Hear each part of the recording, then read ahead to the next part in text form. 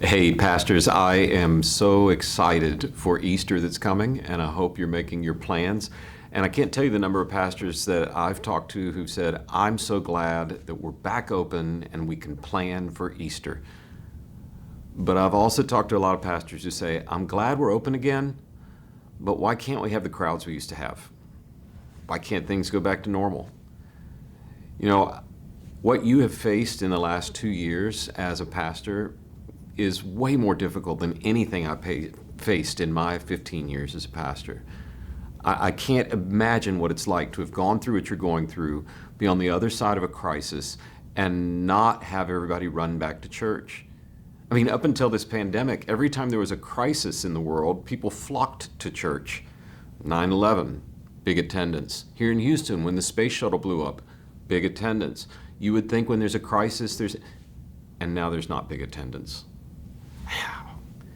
I've been praying for you all who are having to deal with that. I've been talking to my pastor about this, and God really put a verse on my heart some time back. I was reading through my one-year Bible last year when things started to open up, and he reminded me of a picture in Ezra. Now, if you remember with me, Ezra, Old Testament, you say, you went to Princeton Seminary and you know where Ezra is? Yes, I do. We actually do read the Bible there. Ezra is a picture of the Israelites who've been captive over in Babylon, modern day Iraq or so, and they've been allowed to come back home to Jerusalem. Now, the first wave of people who were released were the people in Nehemiah, the younger guys. They were told they could come back and rebuild the city wall and start rebuilding the temple, and they had an amazing journey. Then the second wave comes, and that's in Ezra. And it's the people who had been in the old temple in Jerusalem and remembered the old days.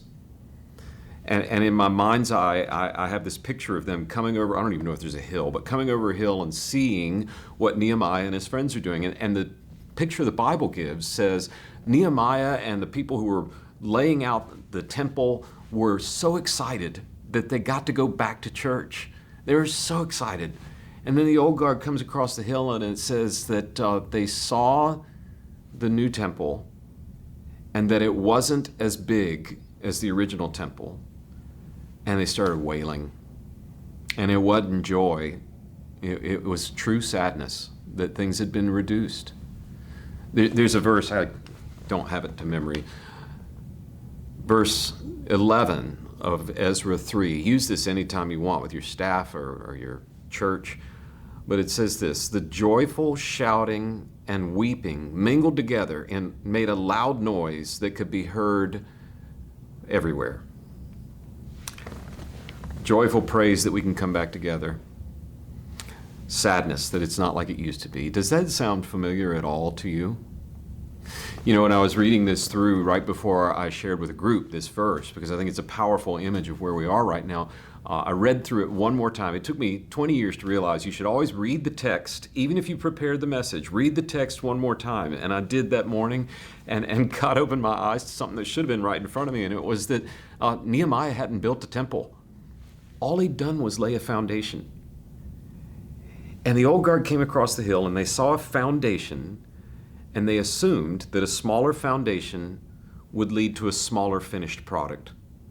Oh, how many times have I done that in life? I've seen one or two things and assume a good or bad thing about it. I so many times have assumed what the finished piece will look like based on the foundation. Hey, let me ask you a question. How many times did Jesus teach in Solomon's temple? 0. He never went in that old big church they had.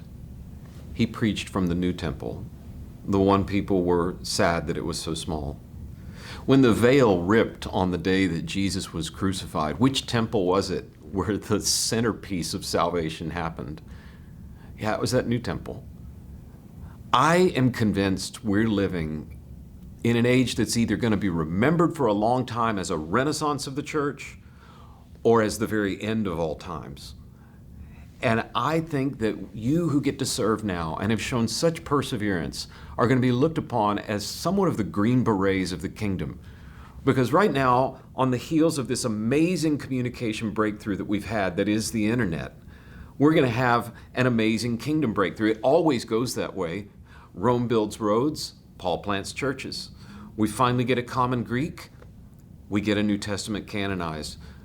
A printing press gets invented, Luther puts a Bible in everyone's hands. We're on the age of a kingdom breakthrough. And I think that those who would be against that breakthrough would say, hey, look at that little foundation. Look at your small crowd right now. Be sad that it's not like it used to be. Oh, friend, let me just encourage you. Don't mistake the foundation of today for the finished product.